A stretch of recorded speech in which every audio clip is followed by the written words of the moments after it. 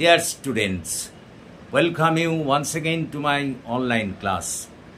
দেখো, আজ একটা আমরা গুরুত্বপূর্ণ ক্লাস নিতে চলেছি এবং এই ক্লাসটি হলো একাদশ শ্রেণীর ক্লাস 11-এর ইংরাজি সাহিত্যের ক্লাস। আমরা আজকে একটি গুরুত্বপূর্ণ গল্প তোমাদের সামনে বলবো এবং সেটি হলো দ্য মডেল মিলিয়নিয়ার। দেখো, প্রথমেই বলি, এটা কিন্তু নতুন সংযোজন তোমাদের সিলেবাসে। স্বাভাবিকভাবে এই গল্পটি সম্পর্কে তোমাদের আগে আমি বাংলায় এর সারমর্মটা তুলে ধরব এবং তারপর এর লাইন বাই লাইন এক্সপ্লেনেশন আমরা করব। তো আজ এসো এই ভিডিওতে আমরা এই গল্পের বাংলায় সারমর্মটা একটু জেনে নিই। তো দেখো, এই দ্য মডেল মিলিয়নিয়ার গল্পটির সারমর্ম জানার আগে এর লেখক সম্পর্কে আমাদের কিছু জানা প্রয়োজন। এর লেখক হলেন অস্কার ওয়াইল্ড। তিনি একজন আইরিশ লেখক ছিলেন। তার জন্ম হয়েছিল 1854 সালে 16ই অক্টোবর আয়ারল্যান্ডের ডাবলিন শহরে এবং পরবর্তীকালে তিনি সাহিত্য ক্ষেত্রে, ইংরেজি সাহিত্য ক্ষেত্রে একটা বিরাট কৃতিত্বের অধিকারী হয়েছিলেন এবং তিনি বিভিন্ন ধরনের গল্প, নাটক রচনা করে গিয়েছেন। তার বিখ্যাত বিখ্যাত গল্প, নাটকগুলি হলো যথাক্রমে the happy prince and other tales, the decay of lying, the critic as artist, the picture of Dorian Gray. এবং যেসব নাটকগুলি লিখে তিনি বিশেষ খ্যাত হয়েছিলেন, a woman of no importance, an ideal husband, তবে তার সর্বাপেক্ষা মাস্টারপিস বলে যেটাকে আমরা উল্লেখ করি সেটা হলো the importance of being earnest. এইসব সাহিত্যকর্ম রচনা করে তিনি বিশেষ খ্যাতি অর্জন করলেও তার জীবনটা কিন্তু খুব মসৃণ ছিল না। আমরা তার জীবন সম্পর্কে যতটুকু জানতে পারি তাতে জানা যায় যে ডগলাস নামে এক মহিলার সঙ্গে অবৈধ সম্পর্কের জন্যে তার কিন্তু জেলও হয়ে গিয়েছিল এবং একেবারে শেষ বয়সে তিনি ভীষণভাবে দরিদ্র হয়ে পড়েছিলেন এবং প্যারিসের একটি চিপ সস্তা হোটেলে তার মৃত্যু ঘটেছিল। সেটা 1900 সালের 30শে নভেম্বর। এই হলেন আমাদের অস্কার ওয়াইল্ড। এবার এসো তার দ্য মডেল মিলিয়নিয়ার গল্পটি আমি তোমাদের সারমর্ম তুলে ধরি। দেখো, এই যে দ্য মডেল মিলিয়নিয়ার গল্পটি, এটা তারই ওই লিখিত যে ছোট গল্পের সংকলন আছে সেখান থেকে এটা নেওয়া হয়েছে। এখন দ্য মডেল মিলিয়নিয়ার গল্পটা পাঠ করলে আমরা দেখতে পারি এই গল্পের মুখ্য চরিত্র হলো অবশ্যই হিউই আর্স্কিন। হিউই আর্স্কিন একজন সুদর্শন যুবক। স্বাভাবিকভাবেই সে কিন্তু ওই বিত্তশালী সমাজে নারী পুরুষ উভয়ের কাছেই সমাদৃত। তবে সুদর্শন হলেও এই হিউই কিন্তু ভীষণ কল্পনাপ্রবণ, বাস্তববোধ তার ভীষণ কম। তার ধারণা অনেক বিষয়ে কিন্তু ঠিক যথাযথ নয়। যেমন সে এটা বুঝতে পারত না যে প্রেম কেবলমাত্র বিত্তশালী ব্যক্তিদেরই অধিকার। এটা সে বুঝতে পারত না। প্রেম যে দরিদ্রদের জন্যে নয়, এটা যে একমাত্র বিত্তশালীদেরই একটা অধিকার, বিত্তশালীদেরই পক্ষে প্রেমটা সাজে, এটা কিন্তু আমাদের হিউই বুঝতে পারত না। এবং সে এই গল্পটা পাঠ করে আমরা জানতে পারি যে সে বিভিন্ন পেশায় সে কিন্তু চেষ্টা করেছে ঢুকতে। সে বিভিন্ন পেশায় প্রতিষ্ঠিত হতে চেয়েছে, কিন্তু কোনো ক্ষেত্রেই সে সফল হয়নি। বারবার সে ব্যর্থ হয়েছে। অবশ্য আমরা এই গল্প পাঠ করে আরও জানতে পারি পরবর্তীকালে মিস লরা মার্টিন নামে এক সুন্দরী যুবতী দৃষ্টি আকর্ষণ করতে পেরেছিলেন এই হিউই আরস্কিন। এই লরা মার্টিন ছিলেন একজন বিখ্যাত অবসরপ্রাপ্ত কর্নেলের সুন্দরী কন্যা। তো ওই কর্নেল হিউইকে অপছন্দ করতেন না, মানে হিউইকে তিনি ভালোবাসতেন, কিন্তু হিউই যখন ওই লরা মার্টিনকে বিয়ে করতে চাইলেন তখন কিন্তু তিনি তার জন্য একটা শর্ত আরোপ করলেন। বললেন 10,000 পাউন্ড রোজগার করে এনে তাকে দেখাতে হবে, তবেই তিনি তার কন্যার সঙ্গে হিউইয়ের বিবাহ দেবেন। স্বাভাবিকভাবে এই এত অর্থ সংগ্রহ করা হিউইয়ের পক্ষে তখন সম্ভব ছিল না। সেই কারণে হিউই ভীষণ ব্যথিত হলেন। এরপর আমরা দেখি একদিন সকালে হিউই হাঁটতে হাঁটতে তারই এক বন্ধু, চিত্রশিল্পী বন্ধু অ্যালান ট্রেভারের স্টুডিওয়ে গিয়ে হাজির হলেন। তো তিনি যখন ওই স্টুডিওয়ে যান, অ্যালান ট্রেভার তখন একজন ভিক্ষুক মডেলের চিত্র আঁকছিলেন। তো এই অ্যালান ট্রেভার হিউইকে কিন্তু খুব পছন্দ করতেন। হিউইয়ের তার ওই উচ্ছ্বাসপূর্ণ ব্যক্তিত্ব অ্যালান ট্রেভারের খুব পছন্দের তালিকায় ছিল। তিনি হিউইকে খুব পছন্দ করতেন, এমনকি তার স্টুডিওয়ে একটা চাকরি দেওয়ার প্রতিশ্রুতিও তিনি তাকে দিলেন।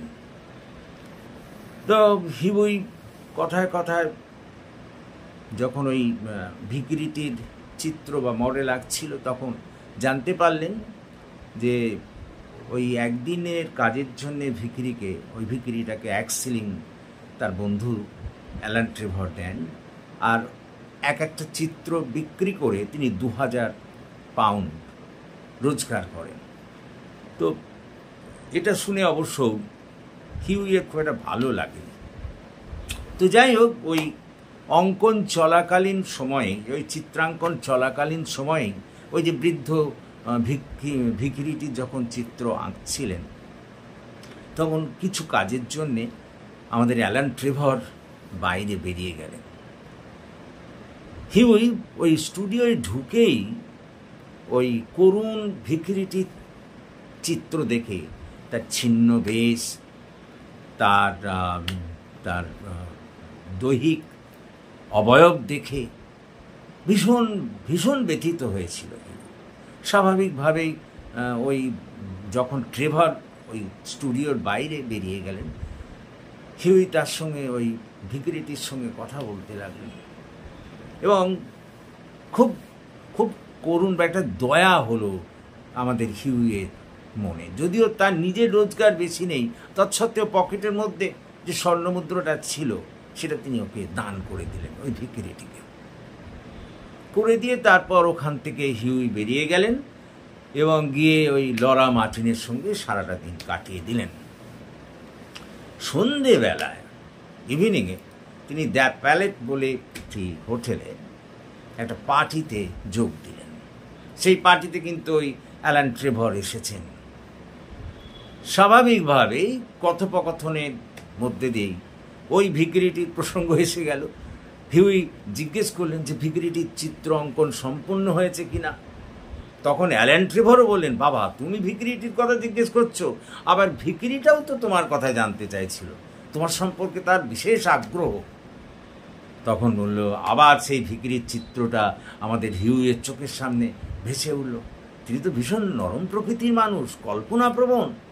তখন তিনি এক প্রকার যেচেই অ্যালান ট্রেভারকে বললেন, দেখো ও তো ছিন্ন জামা কাপড় ইত্যাদি দেখেছিলাম, তো আমার কিছু জামা কাপড় আছে, আমি ওকে দিতে চাই। এই কথা শুনে অ্যালান ট্রেভার একবারে মজা করে হাসতে লাগলেন। হিউই কিছু বুঝতে পারেননি। তারপর যখন জিজ্ঞেস করলেন, তার হাসির কারণ জিজ্ঞেস করলেন, তখন বললেন, হিউই তুমি একেবারেই বোকা বনে গেছো। কেন? বললো, যার আমি ওই ভিখিরির যে চিত্র আঁকছিলাম ও আদৌ ভিখিরি নয়, ওই ইউরোপের একজন মস্ত বড় ধনী ব্যক্তি, ব্যারন। ও ইচ্ছে করলে গোটা ইংল্যান্ডকে পর্যন্ত কিনে নিতে পারে, জানো।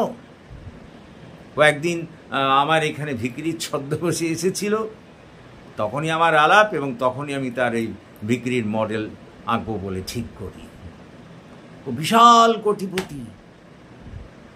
তখন হিউই একেবারে ভীষণভাবে হয়ে গেল এই কথা শুনে, এবং ভাবলো যে সে মানুষ চিনতে ভীষণ ভুল করেছে। তা খুব অনুতাপ হলো। তো যাই হোক, হিউই ওখান থেকে বাড়ি ফিরল অনুতপ্ত হৃদয়ে যে মানুষ চিনতে তার এত ভুল হলো, একজন কোটিপতি ব্যারনকে সে ভিকিরি বলে ভাবলো। যাই হোক, পরদিন সকালবেলা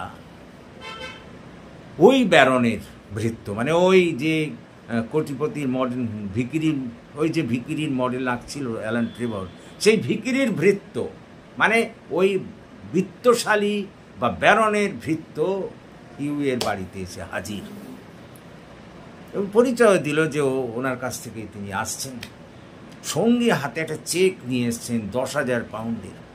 বললেন যে আমার মাস্টার, আমার প্রভু অর্থাৎ ব্যারন, ওই সেই যে ভিকিরি, সে যে ওইখানে যার ছবি আঁকছিল অ্যালান ট্রেভর, সেই ভিকিরি বা সেই বিত্তশালী ব্যক্তিটি ওকে 10,000 পাউন্ডের চেক দিয়েছে তার দানশীলতার জন্য। ওই যখন ছবি আঁকছিল, মনে করে দেখো, পকেট থেকে হিউই